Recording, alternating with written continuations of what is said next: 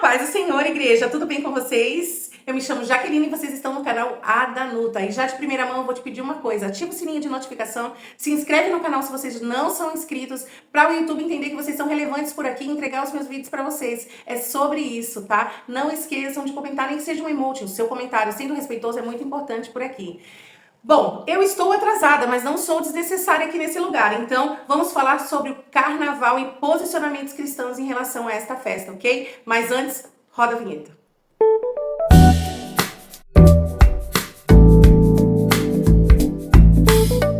Roda a vinheta.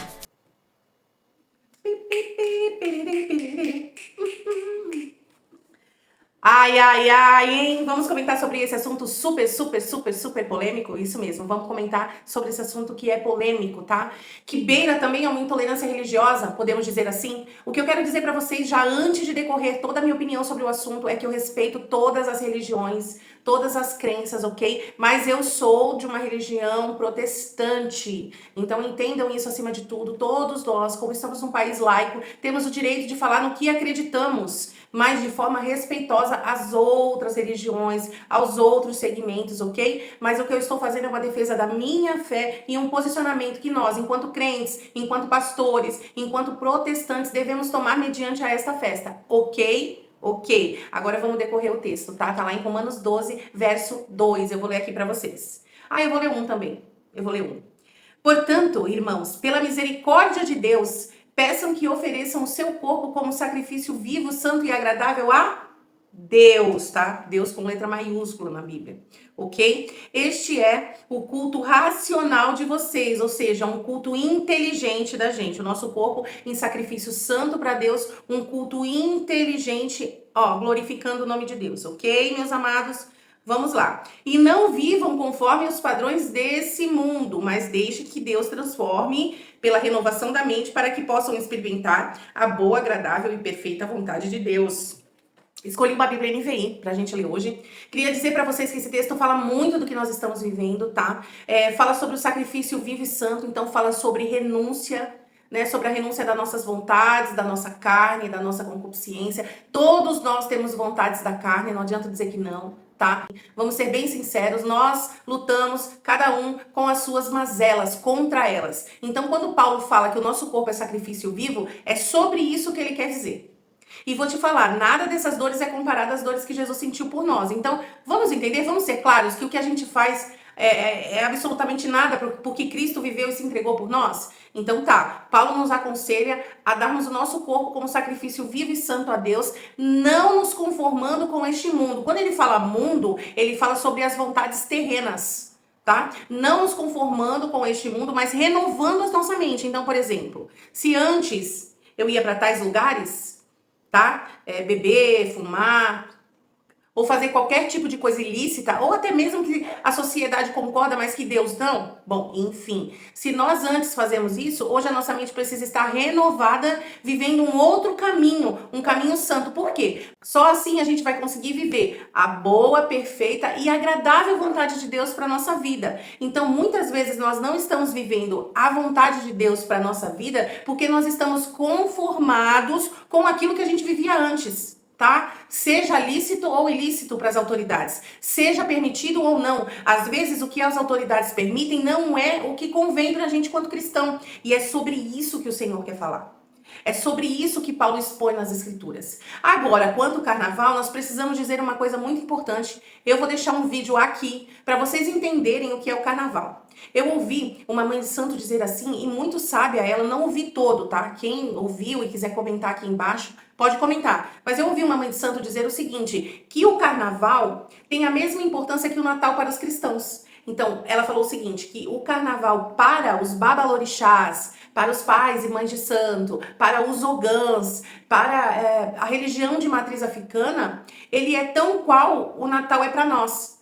Por quê? Porque nós usamos o Natal para celebrar o nascimento daquele que é o nosso Deus, mesmo não sendo a data segundo a data verdadeira segundo o nascimento de Cristo. Mas, porém, todavia, entretanto, a gente vê que o Natal ele é uma festa cristã. Assim como o Carnaval é uma festa pagã, é uma festa de uma outra origem, de uma outra religião. Vocês entenderam que, uma coisa não casa com a outra? Porque o que eles professam não é a mesma coisa que nós professamos? Vocês entenderam que não dá para qualquer cristão chegar lá no Carnaval e querer evangelizar, porque é um culto de matriz africana, com dança e música. Entendam isso. Não é um campo para um cristão, tá? Ah, Jaque, mas tu tá menosprezando a religião? Não é sobre isso que eu estou falando hoje. Eu estou falando sobre religiões diferentes, agindo de forma diferente e cultuando deuses diferentes. O nosso Deus é Jesus Cristo e é só Ele. O Deus dele, eles têm outros, com outros nomes, com outras reverências e de outras formas. Entendam isso de uma vez por todas. Isso não é intolerância religiosa. Isso é simplesmente vocês entenderem que cada um tem que estar no seu lugar. Eu vou deixar um vídeo aqui de um carnavalesco falando sobre todo o ritual que é, tá? É muito famoso ele. Ele não é cristão, ele é um carnavalesco e ele tá falando sobre a história do carnaval. Tem macumba pra caramba esse ano na avenida. Escola de samba é macumba. E acabou. Os ogãs saíram dos terreiros e foram tocar na bateria. As baterias tocam para os orixás. Então ali, aquela concentração energética de não ter começado o desfile, ali é o início da gira. Os mais velhos dizem pra gente que ali começa o ponto, ali começa a cantar os mortos.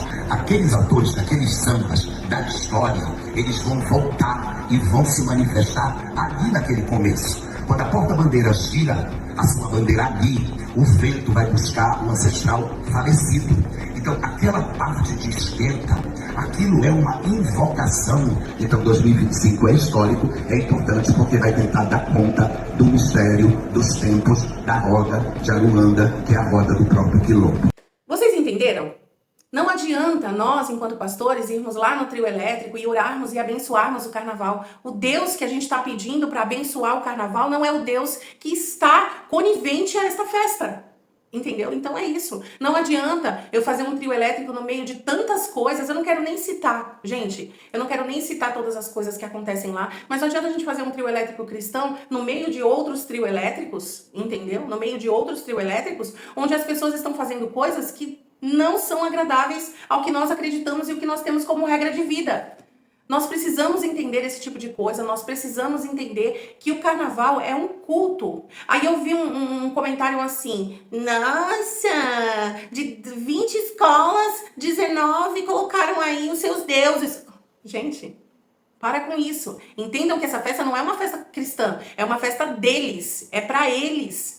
Então eu quero colocar números aqui, de 12 escolas, acredito que 10 cultuaram a Exus, Pombagiras e tem outros nomes que eu não conheço, eu peço perdão para as pessoas dessa religião. Cultuaram isso. Aí o crente vai lá e eu não estou falando mal do crente, eu estou falando que vocês não têm que se conformar, mas também vocês não têm que ficar assustados com isso. É sobre isso. As pessoas cultuam as religiões que elas querem. Se eu não concordo, eu me calo e fico na minha casa. Ah, mas eu quero evangelizar quem tá no carnaval. Gente, vocês acham que quem tá bebendo, quem tá tendo relações no meio da rua, quem tá urinando em praça pública, em monumentos públicos, quem está dançando carnaval, quem está... vai querer ouvir sobre a Bíblia? Ou se ouvir, ele vai entender? Gente, nós temos outras formas de evangelizar. Lembrando que o nosso culto é inteligente e é racional. Não adianta querermos que isso venha mudar. Porque o mundo já sois do maligno, já é uma outra ideologia. A palavra do Senhor fala que nós somos peregrinos em terra alheia. Sabe o que ele quis dizer? Ei, o seu lugar não é aqui na terra, o seu lugar é comigo lá no céu, nas hostes celestiais. Vivam com o pensamento de vocês no alto. Querem evangelizar? Evangelizem, mas façam os seus eventos. Preparem o terreno, orem, busquem ao Senhor, peçam direcionamento a Deus e façam o evangelismo de vocês. Sem precisar estar no meio dessas coisas, se escandalizando, falando mal, desrespeitando quem é de outra religião, entendeu? Vamos acordar. Ei, pastores, por favor, vamos acordar. Cuida da sua igreja, prepara missionários, leva missionários para campo. Entendeu? Faz um luau na praia, faz um evangelismo na praia, prepara o terreno para você buscar pessoas para Deus. Mas não se enfiem no meio de um culto pagão e digam que, ai, mas fulano tava nu, ai, mas fulano tava não sei o quê. Não adianta, parem com isso. Cada um no seu lugar, cada um no seu quadrado. Mas independente de tudo isso, tá? Um do lado e um do outro, ok? Independente de tudo isso, nós temos que entender uma coisa. O respeito é primordial, tá? É primordial o respeito nesses lugares. Respeitem as pessoas. Claro, nós queremos trazer todos para Cristo, nós não devemos nos conformar, e isso significa também em falar o que nós acreditamos, em que nós professamos, mas o respeito tem que ser acima de tudo. Acima de tudo, é uma festa da carne, é uma festa que eu não aprovo, é uma festa que eu não gosto, nunca frequentei, nunca levei meu filho, entendeu? Nunca, meu filho hoje tá aí grande, adulto, nunca foi, nunca quer ir, entendeu? Nós temos que entender sobre essas coisas. Cada um faz a sua vida o que quer. Hoje meu filho adulto, se ele quiser ir, eu não posso fazer nada, ele é adulto. Cada um faz a sua vida o que quer. Nós temos que orar mais, sabe? Pedir direcionamento. Não tornar o que é santo em profano. Não estar lá pensando que está fazendo alguma coisa boa e na verdade não está fazendo nenhum sentido. Ou vocês acham que Deus está se vingando de cantora tal porque cantora pintou outra cantora que disse que o apocalipse chegou no meio do carnaval. Gente, vamos acordar. Esse não é o nosso Deus.